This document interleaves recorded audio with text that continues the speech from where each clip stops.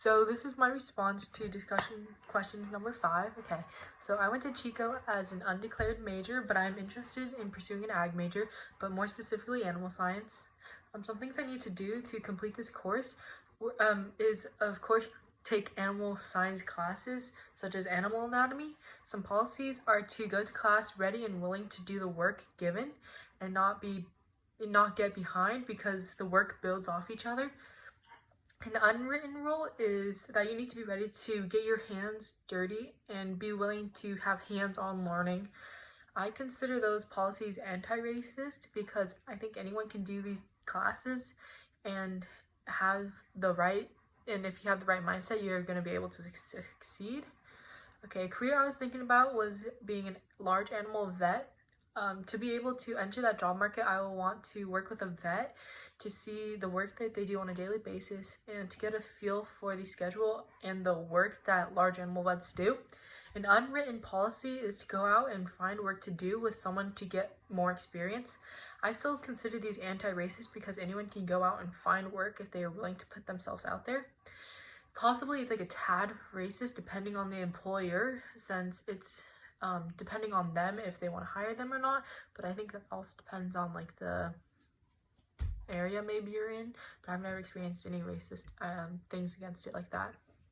So sorry, I am currently working at Western Farm Center, which is a feed store. I just applied for the job because my ag teacher said that there was an opening, so I was like, oh, okay, why not apply?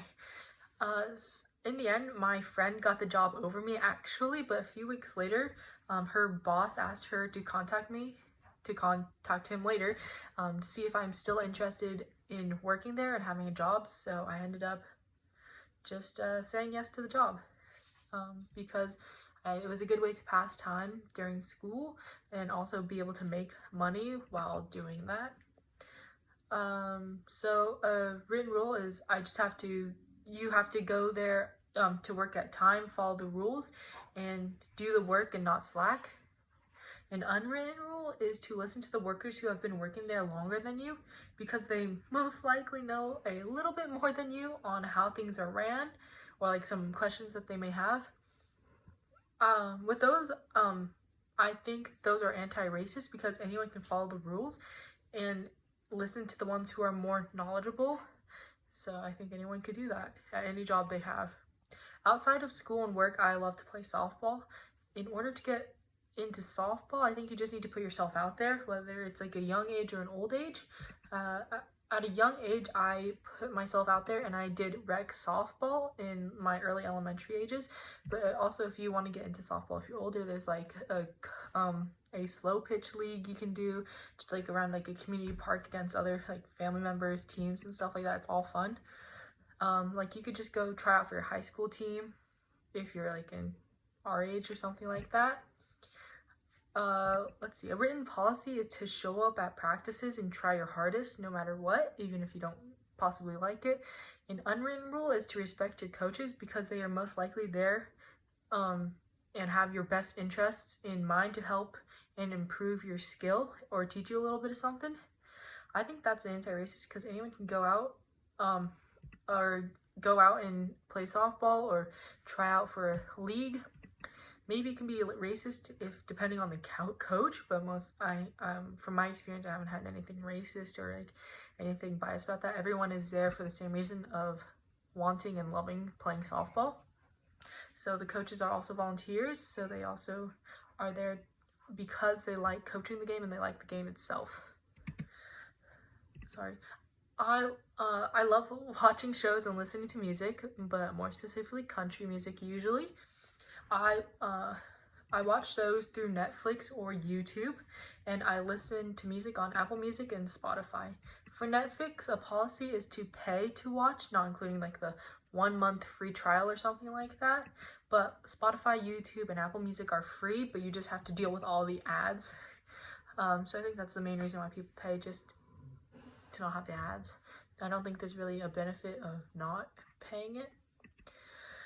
I think these policies are anti-racist because things I listen and watch to are free with ads, so anyone can use it.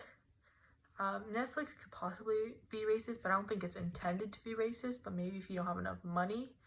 to pay for it due to your job or your housing situation or something like that. After reflecting on these few things, I possibly want to focus on the ability to play recreational sports and have them be to children. Because of the rec softball I played in, it played a huge role in meeting the friends I have now and spending so much time on something I love to do, such as like traveling. I played travel softball, so I got to travel around California and play a sport that I love to play with all the friends I make and all the new friends I will always keep for life.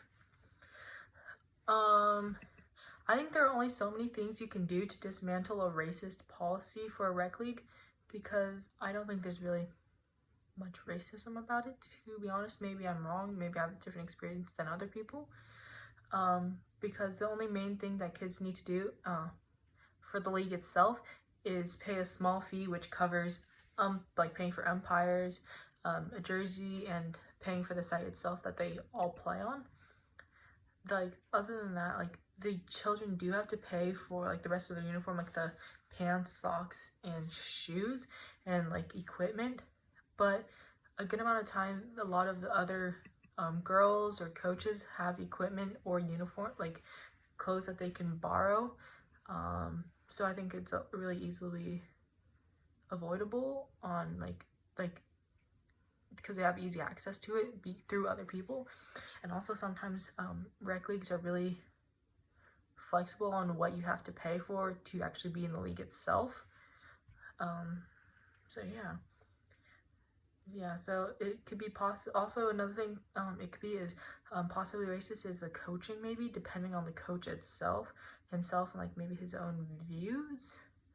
But it depends on maybe the area you live in, but I've personally never seen or experienced it.